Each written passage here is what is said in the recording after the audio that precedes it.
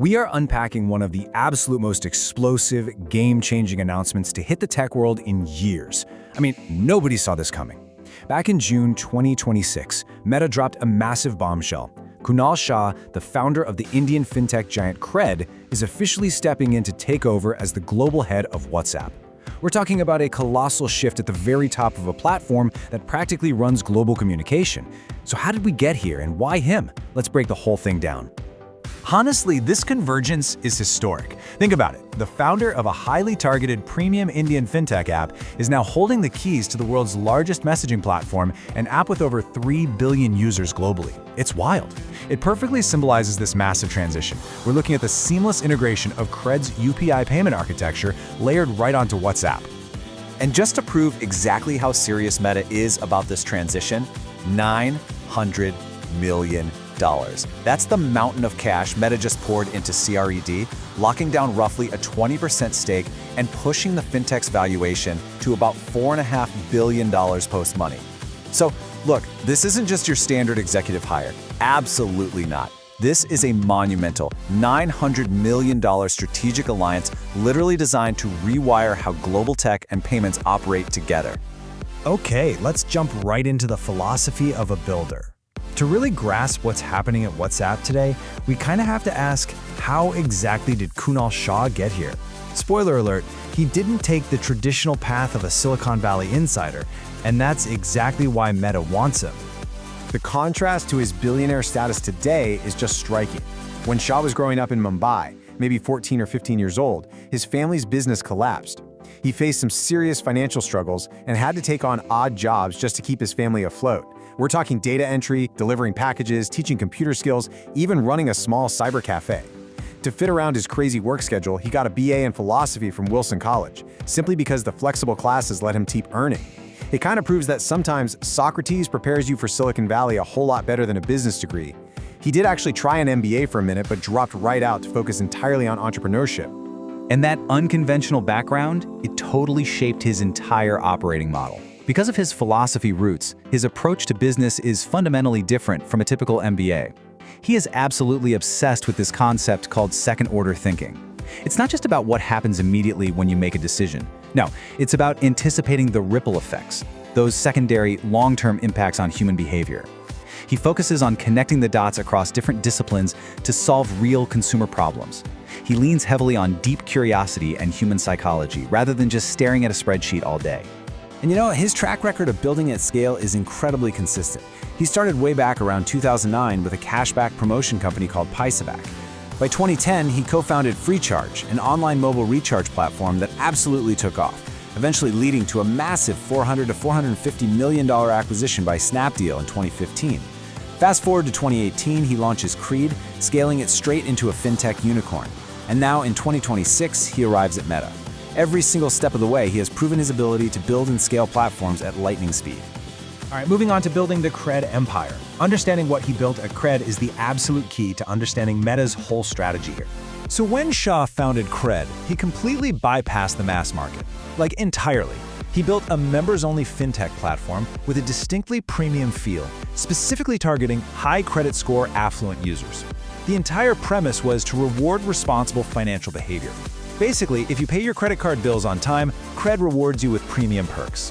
It eventually expanded into lending, insurance, and wealth management, totally locking in this highly lucrative, trustworthy user base. Next up, the prolific angel investor. Because what's super fascinating is what Shah was doing behind the scenes while he was building Cred. He wasn't just a founder. He was quietly becoming a total kingmaker in the Indian startup ecosystem. Remember that $400 million FreeCharge exit we just talked about? Well, Shah used that capital to pay it forward, transforming into one of India's most active angel investors. We are talking about funding over 300 companies. He was frequently dropping checks anywhere from $10,000 up to $500,000 per deal, constantly backing teams that were solving real Indian consumer problems. And his hit rate as an investor is just staggering. He's backed a rapid-fire succession of notable unicorns. Ready for this? Razorpay, ShipRocket, Unacademy, Spinny, Zetwork, GoDigit, Slice, Mensa Brands, BarthPay, Jupiter. He's got 11 or 12 unicorns in his portfolio alone. This deep, systemic involvement gave him an unmatched, panoramic view of the entire Indian fintech and consumer tech landscape. Seriously, he understands the regulatory environment and consumer habits better than almost anyone else out there.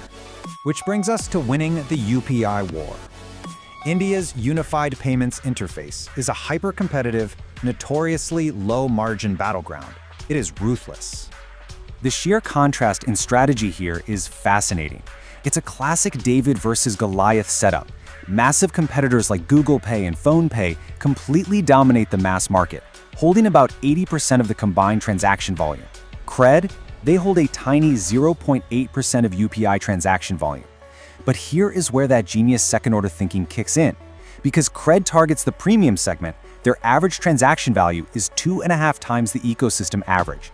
They completely sidestep the brutal, low-margin volume war and instead capture the highly profitable, reward-sensitive affluent market. They pulled this off by pioneering these brilliant credit on UPI synergies. It's super simple. Step 1, you link your RuPay credit card directly to your UPI. Step 2, you walk into literally any store and scan any standard merchant QR code. And Step 3, instead of cash instantly draining from your bank account, you're spending on credit and earning premium Cred rewards. It flawlessly bridges the everyday ubiquity of scanning a QR code with the high rewards of credit card spending. It actually makes payments feel good, and it makes the app incredibly sticky. All right, bringing this explainer full circle to the super app future. Why exactly did Mark Zuckerberg look at Kunal Shah's empire and decide, yep, I'm handing him the reins to WhatsApp? Well, Meta has a massive problem in India. Look, WhatsApp is an absolute cornerstone of daily life there, boasting over 500 million users. It totally dominates messaging. But think about their UPI market share for WhatsApp Pay. It is less than 2%. They are getting absolutely crushed by competitors who dominate the volume. Meta has the massive audience, but they have totally failed to win the payments war. And that is exactly why Will Cathcart, after 7 years of really great leadership, scaling WhatsApp's privacy and user base, is stepping aside for Shah. Mark Zuckerberg said it perfectly in his announcement. He brings a strong builder mentality and global perspective ideal for leading the world's largest messaging app. You see, Meta doesn't just need an operational manager anymore. They need a visionary product innovator who actually knows how to scale fintech in the world's absolute most complex market. So here's the ultimate vision for this $900 million synergy. Meta wants to build a full-stack ecosystem. Picture this. You get your product discovery on Facebook and Instagram, you handle the customer messaging and the actual commerce right there on WhatsApp, and underneath it all, powering the whole thing, the payments, the credit-linked features, and those high-value rewards are all powered by the Cred layer that Kunal Shah brings to the table. It is all about deep, seamless integration. Which leaves us with the ultimate question. Will Kunal Shah turn WhatsApp into the world's next super app? I mean, he's got